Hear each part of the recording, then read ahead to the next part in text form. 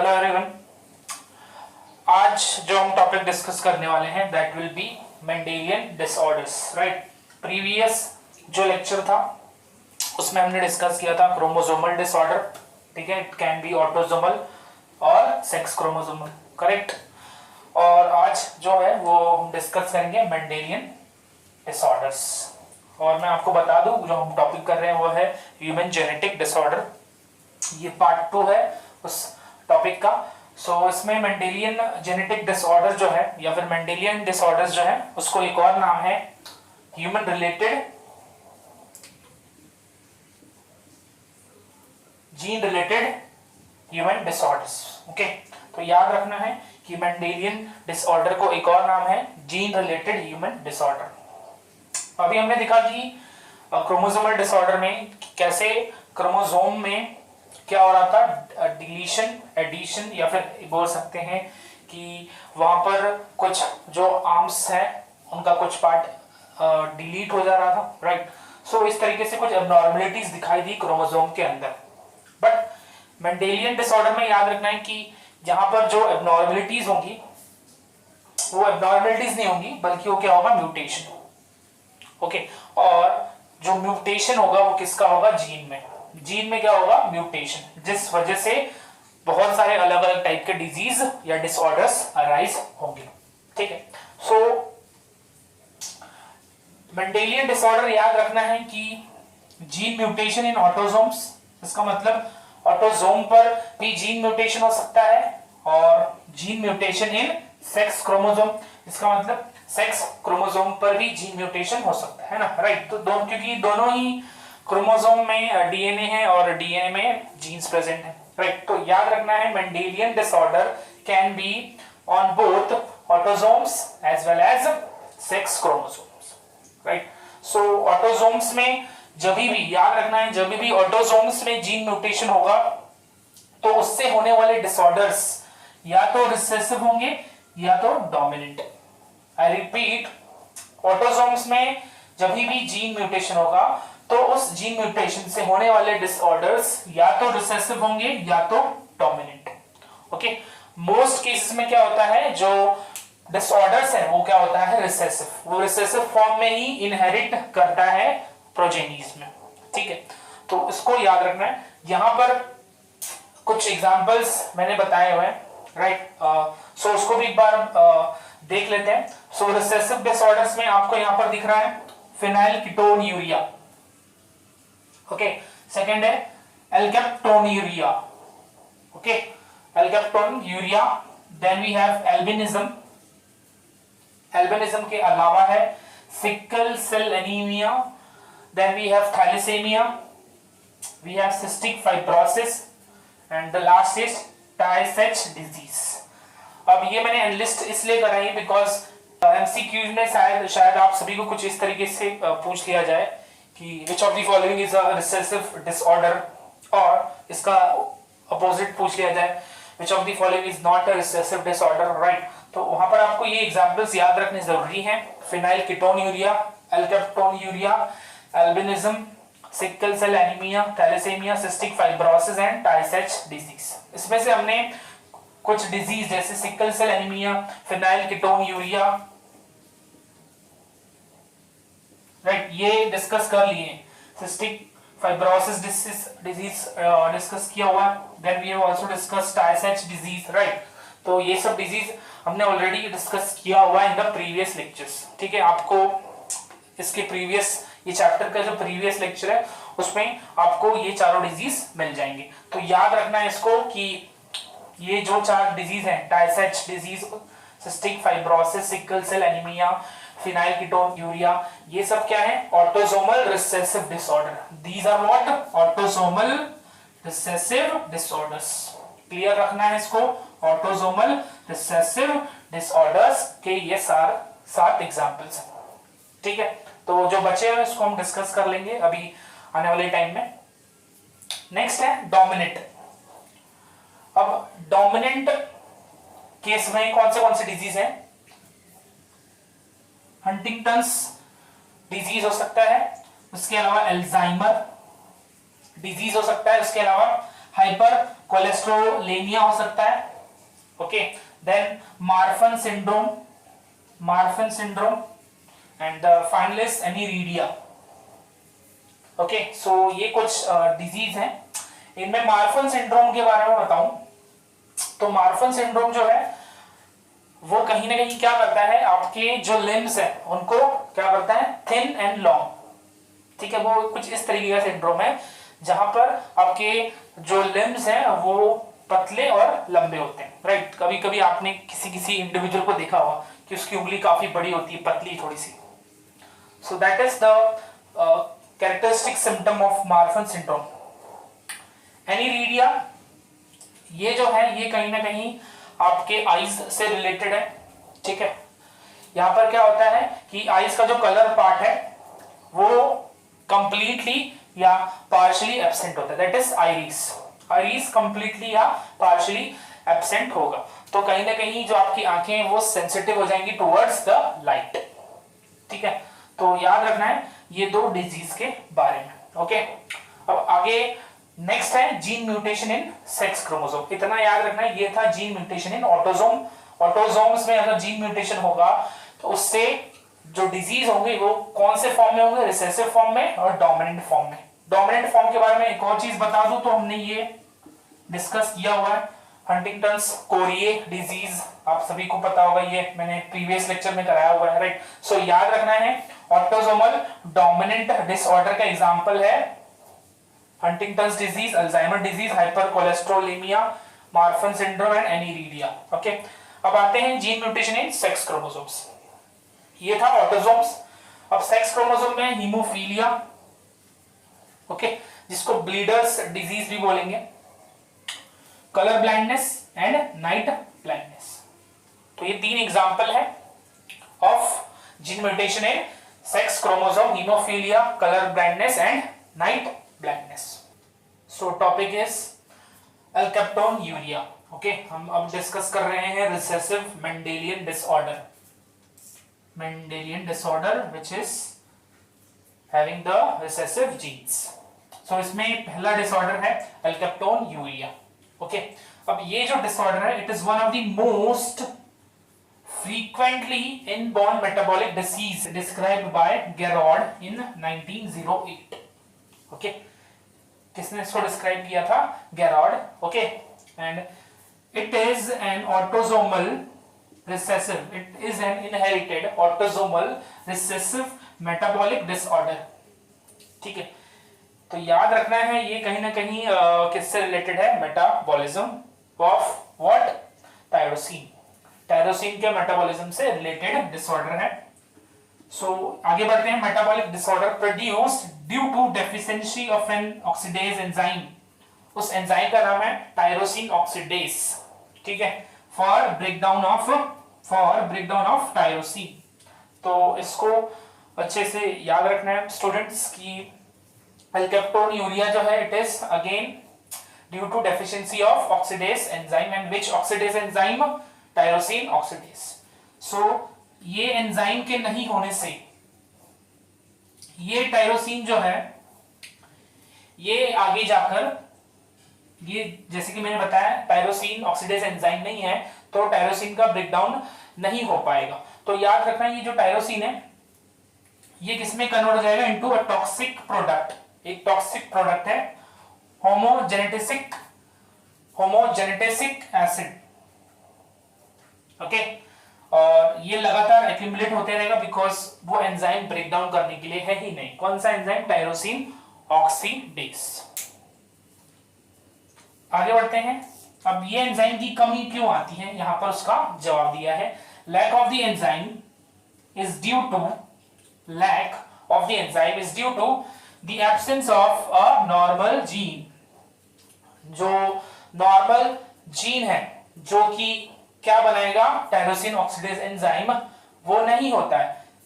और वो कौन से क्रोमोसोम पर होता है, क्रोमोसोम नंबर 3। ये बहुत इंपॉर्टेंट है, that controls the synthesis of the enzyme, ठीक है। मैंने ऑलरेडी प्रीवियस लेक्चर में बताया था कि एंजाइम्स क्रोमोसोम का नंबर बहुत इंपॉर्टेंट है विद रिस्पेक्ट टू डिसऑर्डर्स, ठीक है। सो उसको याद रखना है। एल्केप्टोन्यूरिया जो है वो डिसऑर्डर क्यों कौन से क्रोमोसोम नंबर पर है, क्रोमोसोम नंबर 3। सिम्टम्स देख लेते हैं। अब सिम्टम्स में याद रखना है मोस्ट कॉमन जो इफेक्ट होगा वो होगा कनेक्टिव टिश्यू पर। ओके, इफेक्ट्स टिश्यू और हार्ट वॉल्स, हार्ट के जो वॉल्स हैं, ट्राइकस्पिड वॉल, बाइकस्पिड वॉल, वहां पर इफेक्ट करता है। उसके बाद कार्टिलेजेस पर इफेक्ट करता है। कैप्सूल्स ऑफ जॉइंट्स, कहीं ना कहीं इसका एक्यूमुलेशन हो जाता है इस सब एरियाज में, इन सब जगह पर। उसके अलावा टेंडॉन्स, इसको याद रखना है। कहां कहां होगा ये कहां कहां इफेक्ट कर रहा है, हार्ट के वॉल्स को, कार्टिलेज को, कैप्सूल्स को, जॉइंट्स के, as well as the tendons. एक और खास बात दी है, इसको बहुत अच्छे से अंडरलाइन कर रखना है। The urine of these patients, जो पेशेंट एल्केप्टोन यूरिया से सफर करेंगे, अगर if allowed to stand for some hours in air, ठीक है, अगर उनका जो यूरिन है उसको रखा गया बाहर ओपन एयर में, तो इनका जो यूरिन का कलर है it will turn to black because of the oxidation of homogenetic disease. Okay, तो ये लाइन याद रखना है कि अगर जो पेशेंट एल्केप्टोन यूरिया से सफर कर रहा है उसके यूरिन को एयर के साथ एक्सपोज कर दिया, तो वहां पर क्या हो जाएगा, जो यूरिन के अंदर होमोजेनेटिक डिजीज एसिड है वो ऑक्सीडाइज हो जाएगा, जिसकी वजह से यूरिन का कलर क्या हो जाएगा, ब्लैक। ओके, तो ये हमने डिजीज के बारे में देखा है। एल्केप्टोन यूरिया, क्रोमोसोम नंबर याद रखना है, कौन सी एंजाइम की डेफिशिएंसी से हो रहा है, और जो इसका बाय प्रोडक्ट है, टॉक्सिक प्रोडक्ट, उसको भी याद रखना है। ठीक है, और ये लास्ट जो पॉइंट है वो भी बहुत ज्यादा इंपॉर्टेंट है। नेक्स्ट ऑटोसोमल रिसेसिव डिसऑर्डर है थैलेसीमिया। थैलेसीमिया जो है it is related to blood disease. Okay, and thalassaemia जो है उसके 3 टाइप है, 3 टाइप का थैलेसीमिया होता है, alpha, beta and delta. Okay, so तीनों टाइप्स भी हम डिस्कस करेंगे। पहले उसके इंट्रोडक्शन पर जाते हैं, थैलेसीमिया का इंट्रोडक्शन देखते हैं। Right, so it was discovered by Cooley, it was discovered by Coley, but the term was given by Whipple and Bradford। ठीक है, इसको थैलेसीमिया जो नाम है वो दिया था विपल एंड ब्रैडफोर्ड ने, बट इसको इस डिजीज का आविष्कार किसने किया था, कोले। ठीक है, तो आगे बढ़ते हैं। Thalassaemia is what, again autosomal recessive blood disease, बहुत इंपॉर्टेंट नाम है, याद रखना है। Thalassaemia is autosomal recessive blood disease which appears in children of 2 unaffected carriers। इसका मतलब क्या है कि जो पेरेंट हैं अगर वो कैरियर्स हैं तो जो उनका ऑफस्प्रिंग होगा वो किससे सफर करेगा, थैलेसीमिया से। ओके, सो याद रखना है इसको कि जब पेरेंट हेटेरोजाइगस होंगे तो जो उनका चिल्ड्रन है वो, जो उनका चाइल्ड है वो क्या होगा, he or she will be suffering from this blood disease। अब ये होता क्यों उसको देखते हैं। The defect can occur due to mutation, right? तो म्यूटेशन की वजह से होता है, या फिर deletion of the gene, deletion of genes जो कि क्या कर रहा है, controlling the formation of globin chains, globin chains. और कौन से ग्लोबिन, अल्फा एंड बीटा। इसको बहुत अच्छे से क्लियर रखो कि जो जीन है, कौन से जीन्स का डिलीशन या फिर म्यूटेशन हुआ होता है, ऐसे जीन्स जो किसके फॉर्मेशन में इन्वॉल्व होते हैं, ग्लोबिन चेन्स, हीमोग्लोबिन। ओके, तो कौन से पार्ट हीमोग्लोबिन के, alpha and beta. Okay, globin chains, alpha and beta of haemoglobin. ठीक है, तो इतना इंट्रोडक्शन याद रखना है। Thalassaemia is an autosomal recessive blood disease, और याद रखना है कि अगर पेरेंट कैरियर है, दोनों ही पेरेंट कैरियर हैं, तो जो उनके ऑफस्प्रिंग प्रोजेनीज होंगे वो क्या होंगे, they will be suffering from the thalassaemia. Okay, और याद रखना है कि यहाँ पर हीमोग्लोबिन जो है, हीमोग्लोबिन का अल्फा एंड बीटा वाला जो पार्ट है उसमें कुछ डिफेक्ट होता है, ठीक है, बिकॉज उसको कंट्रोल करने वाले जीन्स एब्सेंट है। ओके, सो जैसे कि मैंने बताया था 3 टाइप का thalassaemia, alpha, beta and delta. तो उसमें से फर्स्ट टाइप डिस्कस कर लेते हैं, that is alpha thalassaemia. Okay, it is caused by defective form of alpha globulin. ठीक है, सो यहां पर याद रखना है कि जो डिफेक्टिव फॉर्म होता है अल्फा ग्लोब्यूलिन का वो प्रेजेंट हो रहा है बिकॉज अगेन सेम चीज है कि जीन्स जो है वो या तो म्यूटेट कर चुके हैं या फिर वो जीन्स डिलीट हो चुके हैं, right. It is controlled by 2 genes on chromosome number 16। Control कौन करता है इसको? 2 जीन जो कि क्रोमोसोम नंबर 16 पर प्रेजेंट है। वो जीन के नाम क्या है? HBA1, HBA2। Okay, A for alpha, again यहां पर आपको दिखेगा HB is haemoglobin, A is alpha. So 2 gene के नाम क्या है? HBA1, HBA2 with a total of 4 alleles. इसके 2 अलील्स होंगे, उसके 2 अलील्स, राइट। सो इतना याद रखना है कि alpha thalassaemia is caused due to defective form of alpha globulin. मतलब जो ओरिजिनल अल्फा ग्लोब्यूलिन है वो नहीं होता है, उसका एक कमजोर फॉर्म या डिफेक्टिव फॉर्म प्रेजेंट होगा। पर्सन विद 1 डिफेक्टिव अलील, 4 में से अगर एक अलील डिफेक्टिव है तो जो इंडिविजुअल है वो क्या होगा? Silent carrier. इसको याद रखना है कि 4 में से एक अलील अगर डिफेक्टिव है, राइट, मतलब यहां पर एक अलील के डिफेक्टिव होने का मतलब है कि यहां पर जो अल्फा ग्लोब्यूलिन है उसके स्ट्रक्चर में थोड़ा सा चेंज है। ओके, सो उस केस में क्या होगा? Silent carrier. While 2 defective allele produces alpha thalassemia minor. थोड़ा सा यहां पर क्या दिखाई देगा? Thalassemia, alpha thalassemia minor. अगर 3 डिफेक्टिव अलील्स हैं, ये बहुत इंपॉर्टेंट लाइन है, 3 defective allele causes accumulation of beta chain tetramers, beta chain tetramers which is called haemoglobin Barts. उसको क्या बोलते हैं? Haemoglobin bards. हीमोग्लोबिन बार्ट्स का मतलब मैं बताऊं तो 4 गैमा ग्लोबुलिन को बोलते हैं, 4 गैमा ग्लोबुलिन। ओके, इसको हम क्या बोलते हैं? Haemoglobin bards. ओके, तो याद रखना है व्हाट इज हीमोग्लोबिन बार्ट्स। किसमें होता है ये? In infants. ओके, आगे बढ़ते हैं। अगर ये होगा 3, एक में साइलेंट कैरियर, एक अलील में डिफेक्ट है तो साइलेंट कैरियर, 2 अलील में डिफेक्टिव है तो उसको बोलेंगे अल्फा थैलेसेमिया माइनर, 3 में डिफेक्टिव है तो उससे क्या बनेगा? Haemoglobin Bart's which consist of 4 gamma globulin. और अगर सारे अलील्स डिफेक्टिव हैं तो क्या होगा? Kill the fetus resulting in still birth. Still birth मतलब क्या होगा कि जो इंडिविजुअल है वो अंदर ही मर जाएगा, और दो उसका बर्थ होगा तो कहीं ना कहीं वो मरा रहेगा। और डेथ सून आफ्टर डिलीवरी, मतलब 2 तरीके से हो सकता है, वो पेट के अंदर ही उसकी बच्चे की डेथ हो जाए और फिर उसकी डिलीवरी की जाए तो वो हिलेगा नहीं, कुछ नहीं, that will be still birth. Okay, और या तो सेकंड केस में हो सकता है कि डिलीवरी हो जाए और डिलीवरी के कुछ मिनट या कुछ आवर्स बाद उसकी डेथ हो जाए। ओके, सो इसको याद रखना है। ये फर्स्ट टाइप था alpha thalassemia. So second type है beta thalassemia and third type है delta thalassaemia.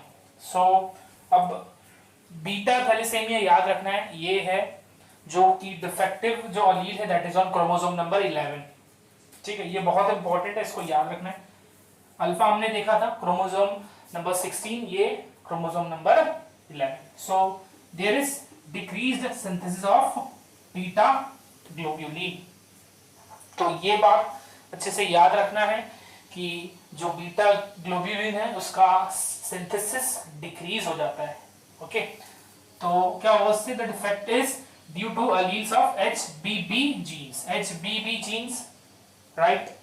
HB that is haemoglobin, and जो ये भी है सेकंड वाला that stands for beta, present on chromosome number 11. Person with one defective allele suffer from thalassemia minor, okay, and person with both the defective allele suffer from Cooley's anemia और thalassemia major. तो याद रखना है कि जब एक allele में defect होगा it will lead to thalassemia minor, and दोनों में ही डिफेक्ट होगा it will lead to thalassemia major और Cooley's एनीमिया. आगे बढ़ते हैं. Delta thalassaemia it occurs due to defective allele of HBD genes. Defective allele of HBD that is haemoglobin delta gene present on chromosome 11. Clear रखना है इसको. ये दोनों जो है इनमें एक कॉमन चीज है कि इनका जो डिफेक्टिव जीन है that is present on chromosome number 11. अब थैलेसेमिया के ऊपर बहुत इंपॉर्टेंट लाइन है, इसको याद रखना है. Thalassaemia is a quantitative problem, right. Quantity में प्रॉब्लम है. यहां पर देखो बीटा ग्लोबुलिन कम सिक्रीट हो रहा है या सिंथेसाइज हो रहा है, जिस वजह से हीमोग्लोबिन का भी जो अमाउंट है या सिंथेसिस है वो भी कम होगा, राइट. सो ये thalassaemia is what quantitative problem of synthesising too few haemoglobin molecules. और ये जो सिकल सेल एनीमिया है दोनों में फर्क समझो. थैलेसेमिया में क्या है क्वांटिटेटिव प्रॉब्लम है बिकॉज जो ग्लोबिन है उसका जो सिंथेसिस है वो कम हो जाता है. और सिकल सेल एनीमिया याद रखना ये क्वालिटेटिव प्रॉब्लम है.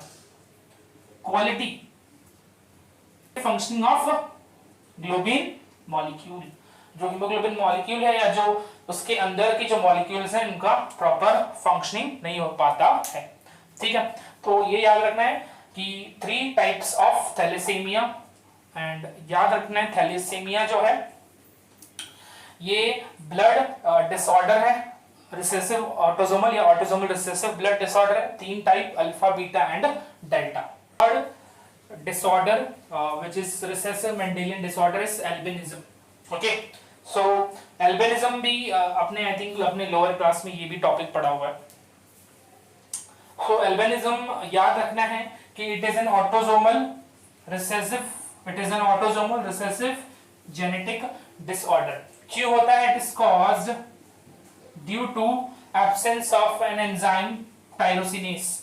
अगेन यहां पर एक एंजाइम का रोल है टायरोसिनेस, और ये टायरोसिनेस एंजाइम जो है वो एब्सेंट होगा बिकॉज या तो tyrosinase enzyme synthesising genes absent होंगे, मतलब वो डिलीट हो चुके होंगे, या फिर उनके अंदर म्यूटेशन हुआ होगा. ओके, इस वजह से क्या होगा, टायरोसिनेस एंजाइम नहीं है which is essential for synthesis of melanin. Tyrosinase जो है ये मेलानिन सिंथेसाइज करता है फ्रॉम डाइहाइड्रोक्सी फिनाइल एलानाइन. इसको याद रखना है कि डाइहाइड्रोक्सी फिनाइल एलानाइन जो है it is the precursor of melanin. Okay, so melanin नहीं बन रहा because of the absence of an enzyme tyrosinase. एक और बात, ओनली होमोजाइगस रिसेसिव, मतलब इस डिजीज के लिए जो होमोजाइगस रिसेसिव हैं वही इंडिविजुअल जो हैं क्या होंगे, इस डिजीज से सफर करेंगे. तो याद रखना है कि रिसेसिव डिजीज तो है, बट याद रखना है कि जो इंडिविजुअल है उसको क्या होना चाहिए, होमोजाइगस. दैट मींस उसके दोनों ही जीन्स जो हैं उनमें tyrosinase enzyme synthesising genes absent होने चाहिए. ठीक है, तो याद रखना है कि इसको याद रखना है. एल्बिनोस, एल्बिनोस मतलब क्या होता है, individual with albinism lack the dark pigment of melanin. Okay, melanin pigment नहीं है because of absence of enzyme tyrosinase. और उसका असर कहां दिखाई देगा, इन द स्किन. स्किन पूरा गोरा होगा. हेयर, देन आईज, आईज में कौन सा पार्ट, आईरिस. ओके, तो याद रखना है कि कौन सा पार्ट जो है इफेक्टेड होता है, hair, eyes and skin. Although albinos have poor vision. ठीक है, विजन उनका प्रॉपर नहीं होता है but they have a very normal life. तो ये याद रखना है. So this completes our recessive Mendelian disorders. So we are starting with the dominant Mendelian disorders. Okay, and उसमें हम जो फर्स्ट डिसऑर्डर पढ़ रहे हैं वो है अल्जाइमर। ठीक, आपने अल्जाइमर्स के बारे में बहुत सुना होगा कि अल्जाइमर जो है कुछ इस तरीके की बीमारी है जहां पर मेमोरी जो है वो धीरे धीरे खत्म होने लगती है, याददाश्त कमजोर होने लगती है जैसे जैसे एज जो है वो आगे बढ़ती है। राइट, सो तो यहां से ये पता चला है कि it is the disease which is caused due to ageing. Right, so यहां पर मैंने ऑलरेडी बताया हुआ है कि जो अल्जाइमर डिजीज है it is due to the ageing and it involves two defective autosomal alleles. ठीक है, तो याद रखना है कि यहाँ पर कितने ऑटोसोमल अलील्स होंगे डिफेक्टिव वाले? 2। ओके, एक जो है क्रोमोसोम नंबर 21 21 पर होगा और दूसरा क्रोमोसोम नंबर 19 19 पर होगा। इसको याद रखना है। 2 डिफेक्टिव अलील्स होंगे, 2 ऑटोसोमल डिफेक्टिव अलील्स होंगे। One will be present on chromosome number 21 and one will be present on chromosome number 19। ठीक है, अब इसका कॉज देखते हैं। What is the cause of Alzheimer? Alzheimer याद रखना, it is caused due to accumulation of amyloid protein plaques। ठीक है, एक प्रोटीन है अमाइलॉइड जिसका एक प्लाक बन जाता है। राइट, प्लाक को आप किस तरीके से समझ सकते हो? सब कुछ कोई चीज जो है वो एक साथ एक ग्रुप में जमा हो जाती है, मतलब प्रोटीन्स एक साथ एक जगह पर जमा हो जाते हैं, दैट विल बी प्लाक। कहां होगा ये? In the neurons which will result in degeneration of neurons। Okay, याद रखना है कि ब्रेन में ये इफेक्ट करेगा, ब्रेन में प्लाक बनेगा और न्यूरॉन्स धीरे धीरे खत्म होने लगेंगे। और यहाँ पे एक और एक्टिविटी इफेक्ट होगी, that is choline acetyl transferase activity is impaired. इसको याद रखना है कि जो कोलिन एसिटाइल ट्रांसफरेज है इसकी एक्टिविटी भी क्या होगी? कहीं ना कहीं इम्पेयर्ड होगी। उसके बाद इस डिजीज का सबसे कॉमन जो सिम्टम है वो है dementia, that is mental deterioration, mental retardation which will lead to memory loss। clear it now? This is about Alzheimer, which is an example of dominant Mendelian disorder। आगे बढ़ते हैं, hyper cholesterolaemia. Okay, अब यहां पर याद रखना है a person with 2 disease causing alleles lack receptors। person with 2 disease causing alleles lack receptors on liver cell। Liver cell पर याद रखना है कि कुछ रिसेप्टर्स प्रेजेंट होंगे जो कि एब्सेंट हो जाएंगे in case where 2 disease causing alleles are present. Okay, that take up, अब ये रिसेप्टर्स का काम क्या है? They take up low density lipoproteins. वो जो रिसेप्टर्स है उनका काम क्या है? They accept the low density lipoproteins in the liver. कहां से? From the blood stream. बहुत सिंपल बात है। अब देखो, मैंने बताया था कि कहीं ना कहीं जीन अगर दोनों डिफेक्टिव है तो एंजाइम नहीं बनेगा। अगर एक ही डिफेक्टिव जीन है तो कहीं ना कहीं वो एंजाइम बनेगा बट कम अमाउंट में बनेगा। राइट, उसी तरीके से उसका फिनोटाइप अपीयरेंस भी होगा, मतलब 2 जीन म्यूटेंट है या फिर बोल सकते हो डिफेक्टिव है तो एंजाइम नहीं बन रहा है, जिस वजह से एक फिनोटाइप एक्सप्रेशन, वो सिम्टम्स वो डिजीज के दिखाई देंगे, वो डिजीज के सिम्टम्स फिनोटाइपिकली दिखाई देंगे। बट अगर एक म्यूटेंट अलील या फिर एक डिफेक्टिव अलील है तो उस केस में क्या हो रहा है कि कम एंजाइम बन रहा है बट बन रहा है, तो उस टाइप पर क्या होगा कि फिनोटाइप जो है वो क्लियरली दिखाई नहीं देगा। सेम चीज यहां पर भी होगी। Those with 2 mutant alleles die as children of heart attack. So heart attack से चिल्ड्रंस की डेथ हो जाएगी सफरिंग फ्रॉम हाइपर कोलेस्ट्रोलेमिया। इसको याद रखना है। उसके बाद अगर एक ही म्यूटेंट अलील है, those with 1 mutant allele may suffer heart attacks in the young or adulthood। इसको याद रखना है कि दोनों ही म्यूटेंट अलील है तो वहां पर हार्ट अटैक से डेथ हो जाएगी उस चिल्ड्रन की।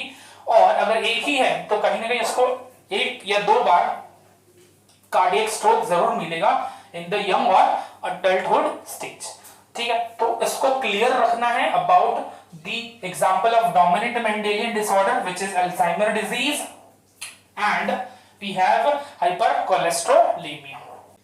So अब हम नेक्स्ट टॉपिक की तरफ बढ़ते हैं, that is gene mutation in sex chromosomes, right. अभी तक हमने देखा था कि जीन म्यूटेशन इन ऑटोसोम्स के वजह से कौन से डिसऑर्डर्स अराइज हो रहे थे। अब हम देखेंगे कि सेक्स क्रोमोसोम्स में जीन म्यूटेशन की वजह से कौन से डिजीज होंगे, राइट। हमने एग्जांपल्स जो है वो देखा है कि कौन से एग्जांपल्स हैं सेक्स क्रोमोसोम में जीन म्यूटेशन की वजह से डिजीज के एग्जांपल्स हैं haemophilia, colour blindness and night blindness, right. तो वन बाय वन हम डिजीज के बारे में डिस्कस करते हैं। फर्स्ट है हीमोफीलिया। हीमोफीलिया को एक और नाम से जाना जाता है ब्लीडर्स डिजीज, ठीक है, ब्लीडर्स डिजीज। क्लियर इतना? अब क्यों बोला जाता है ये देख लेते हैं। ओके, पहले तो याद रखना है कि जैसे मैंने बताया it is a sex linked disease. Sex linked disease मतलब कहीं ना कहीं ये जो डिजीज है इसके जीन्स कहां प्रेजेंट है? सेक्स क्रोमोसोम्स पर। ओके, हालांकि ये एक सोमैटिक कैरेक्टर है, राइट। मैंने बताया हुआ ये चीज सेक्स लिंक्ड इनहेरिटेंस क्या होता है, राइट।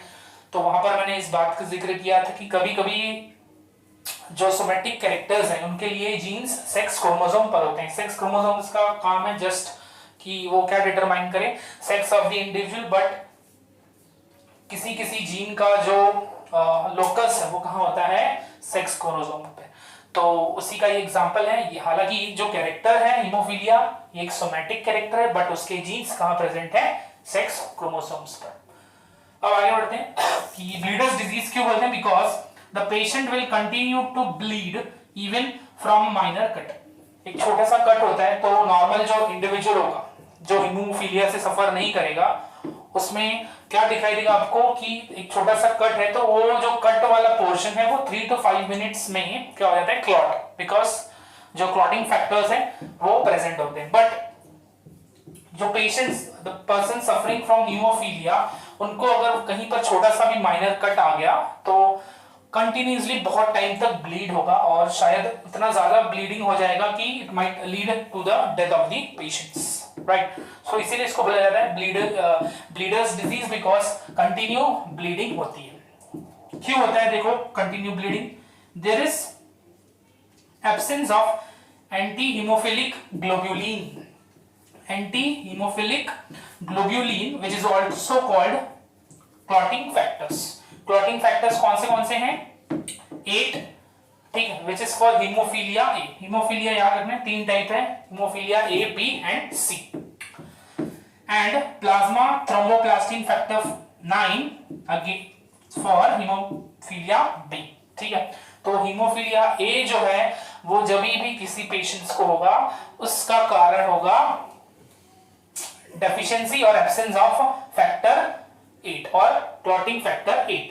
और किसी को अगर हीमोफीलिया बी है तो वहां का रीजन होगा प्लाज्मा थ्रोम्बोप्लास्टिन फैक्टर 9, और किसी को अगर सी होता है तो वहां पर होता है फैक्टर 11, ठीक है। इसको नोट डाउन कर रखना है कि हीमोफीलिया सी जो है उसके होने का रीजन है there is absence of a blood clotting factor 11। Clear इतना? आगे बढ़ते हैं। ओके, सो ये बहुत एसेंशियल है, ये फैक्टर्स बहुत इंपॉर्टेंट होते हैं ब्लड क्लॉटिंग के लिए। It is due to the presence of recessive sex linked gene. तो याद रखना ये बहुत इंपॉर्टेंट लाइन कही हुई है कि हीमोफीलिया जो है is due to the presence of recessive sex linked gene. वो रिसेसिव फॉर्म में प्रेजेंट होता है ऑन द सेक्स क्रोमोसोम। यहां पर जीन का नाम दिया है जीन H, जो कि कौन से क्रोमोसोम पर होगा? कौन से सेक्स क्रोमोसोम पर होगा? Y, X क्रोमोसोम पर होगा, ठीक है। तो याद रखना है इसको कि जो हीमोफीलिया है it is due to presence of recessive sex linked gene H on X chromosome. Clear है इतना? आगे बढ़ते हैं। A female become haemophilic. Female कब होगी हीमोफिलिक? जब only when both its X chromosome carry the gene H।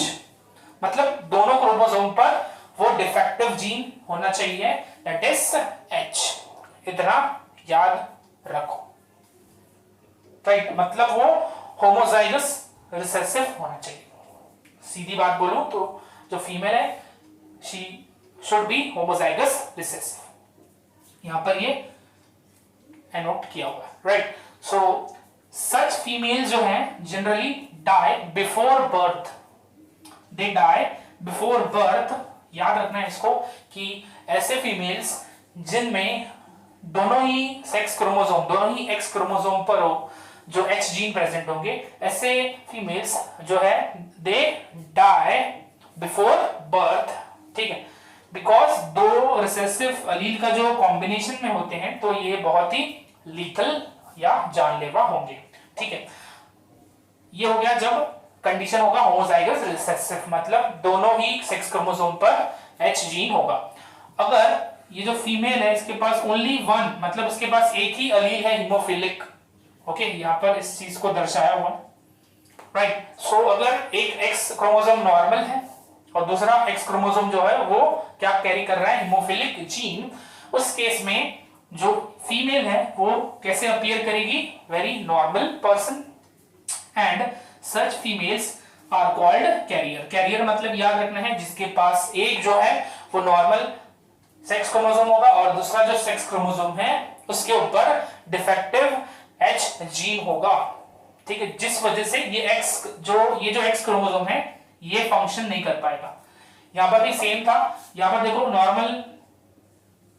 Normal जो x chromosome है वो नहीं है, दोनों ही क्या है XH, दैट मींस फंक्शन नहीं कर पाएंगे, दे will be a bar body, that means non functional sex chromosome होंगे, जिस वजह से डेथ हो जाएगी, राइट। यहां पर नहीं होगी डेथ बिकॉज एक एक्स क्रोमोसोम वर्क कर रहा है, एक नॉर्मल है और दूसरे वाले के पास क्या है, एच डिफेक्टिव जीन है, राइट। तो यहां पर एक ही बार बॉडी है और एक जीन है, एक एक्स क्रोमोसोम एक्टिव है, ओके। सो इस तरीके के फीमेल को बोलेंगे कैरियर्स। और इनमें याद रखना है कि ये हीमोफिलिक कोई कैरेक्टर एक्सप्रेस नहीं करेंगे, दे विल बी कैरियर, इनमें इनकी तो डेथ ही हो जाएगी, राइट। सो याद रखना है कि यहां पर कोई एक्सप्रेशन नहीं होगा, कोई सिम्टम्स नहीं होंगे कि जो फीमेल है उसको हीमोफीलिया हुआ है।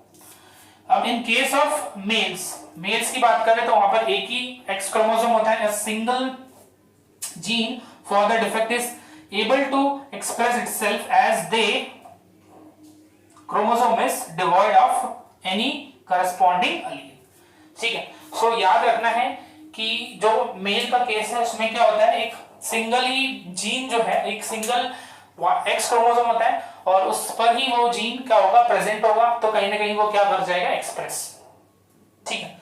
तो इसको याद रखना है। और मेल्स में क्या केस होगा, XHY, इसको याद रखना है क्योंकि Y क्रोमोसोम जो है उसके ऊपर कोई भी इस तरीके के करस्पॉन्डिंग अलील्स प्रेजेंट नहीं होंगे, ठीक, इसको याद रखना।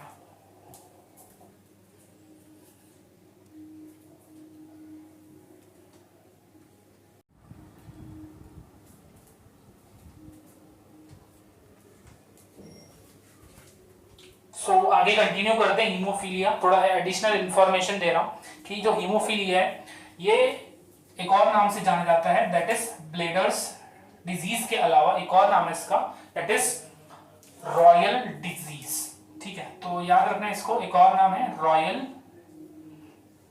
Disease, okay. Haemophilia is also known as royal disease and उसका रीजन क्या है, याद रखना है कि यूरोप में जो रॉयल फैमिली है, रॉयल फैमिली जो है यूरोप की, उन सभी के अंदर ये बहुत ही कॉमन है, इसलिए इसको एक और नाम है रॉयल डिजीज, ठीक है। और इन सब में ये जो रॉयल फैमिलीज है यूरोप की, इन सब में कैसे फैलता है, the disease spread to them through the childrens of Queen Victoria, that means Queen Victoria is also haemophilic and she is a haemophilic carrier, याद रखना है, ठीक है। आगे बढ़ते हैं।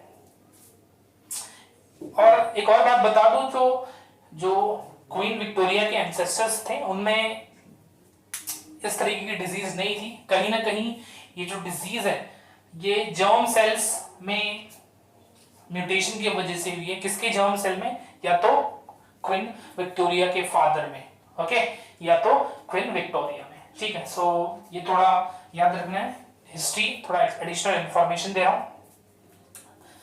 देखो हीमोफीलिया जो है it is a sex link, the genes for haemophilia show criss cross inheritance, right. Criss cross inheritance क्या होता है आप सभी को बहुत ही अच्छे से समझाया गया है। आगे बढ़ते हैं, फ्रीक्वेंसी दी हुई है कि फ्रीक्वेंसी जो है बहुत ही रेयर है फीमेल में, बिकॉज फीमेल्स की डेथ हो जाती है, राइट। सो ये बहुत रेयर है, एक करीब 1 करोड़ में एक जन को होगा। और मेल्स की बात करें तो मेल्स में 7000 मेल में एक मेल जो है वो होगा carrier for the haemophilia. Okay, so इसको याद रखना है। यहां पर मैंने क्रॉस करके दिखाया हुआ है। अब इस क्रॉस में एक जो पार्टनर है वो कैरियर है और दूसरा जो पार्टनर है वो नॉर्मल है। दैट मींस यहाँ पर जो फीमेल है वो कैरियर है और जो मेल है वो क्या है, नॉर्मल है। ओके, सो यहाँ पर गैमेट्स बना देते हैं।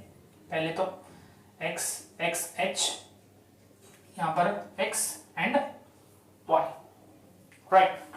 अब यहाँ पर आप सभी को पता है एक नॉर्मल जब भी हम क्रॉस करेंगे तो अपने को क्या मिलेगा, राइट। अब इसको क्रॉस कर दिया इसके साथ तो वी गेट xx, इसको इसके साथ क्रॉस किया विल गेट xy, राइट।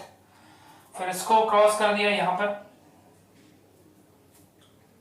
तो अगेन क्या मिला अपने को x x h and finally यहां पर इसको क्रॉस किया है इस, राइट। यहां पर क्या मिलेगा x h y, क्लियर। अब ये जो है ये क्या है, नॉर्मल फीमेल, राइट, बिकॉज दोनों ही एक्स जीन क्या है, एक्टिव है। ये क्या है, नॉर्मल मेल, राइट। इसके बाद ये क्या है, कैरियर फीमेल, और यहां पर ये जो मेल है ये क्या है, सफरर, क्योंकि इसका जो एक एक्स क्रोमोसोम है उसी पर कौन से जीन्स हैं, हीमोफिलिक जीन्स। देखो फीमेल में क्या होता है, दोनों में से एक एक्स क्रोमोसोम पर हीमोफिलिक जीन्स हैं तो वहां पर एक एक्स क्रोमोसोम ऑलरेडी है फंक्शन करने के लिए। बट मेल के केस में क्या है, यहां पर तो एक ही एक्स क्रोमोसोम है, राइट। तो यहां पर जो इंडिविजुअल्स होंगे they will be sufferer males, right. तो यहां से आप लोग बोल सकते हो कि एक नॉर्मल फीमेल है, एक नॉर्मल मेल है, एक कैरियर फीमेल है और एक क्या है, सफरर मेल। सो यहां पर परसेंटेज जो है वो क्या है, 25%। ये चारों जो है इनका परसेंटेज क्या है, 25। सो इसको हम कुछ इस तरीके से लिख सकते हैं 1:1:1:1। ओके, सो याद रखना है ये हो गया अबाउट द क्रॉस। इस तरीके से आप एक और क्रॉस कर सकते हो कि सपोज यहां पर ले लो नॉर्मल फीमेल और सफरर मेल, ठीक। सो वहां पर भी आप क्रॉस करोगे तो आपको रिजल्ट आएगा। और इस पर क्वेश्चंस बहुत इंपॉर्टेंट आते हैं, याद रखना है। हीमोफीलिया वेरी इंपॉर्टेंट, बहुत ज्यादा इंपॉर्टेंट है हीमोफीलिया।